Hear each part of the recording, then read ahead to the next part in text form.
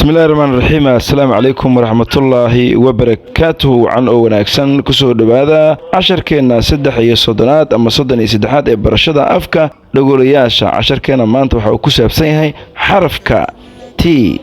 Ready? Diyaar. That's right.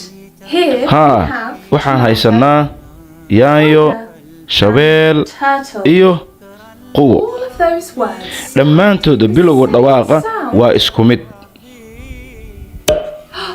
dhammaan waxay ka bilowdaan dhawaaqa xarafka Sound. T.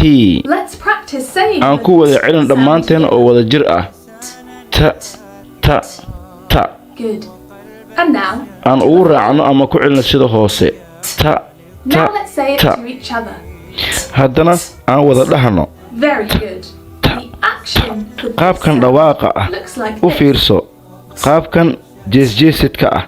Ta ta. Try doing it with me now. igula celi qaabka jeesjeesidka ah. Ta ta ta ta. Very good. aad ba u fiican tahay. teendho, faraha cagaha iyo All of ilkaha those words start dhammaantooda waa isku dhawaaqa We're bilowga going to practice T. writing the waxaan ku tababaranaynaa sida loo qoro xarafka T sidaan camal.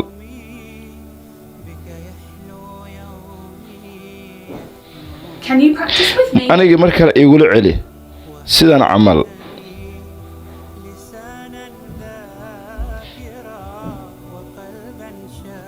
Very good. aad baa u mahadsan Well done. tahay. si Thank fiican you baad so much for samaysay. watching, and I will see you waad ku mahadsan tahay daawashada barnaamijkeena. sidaa iyo kulanto dambe.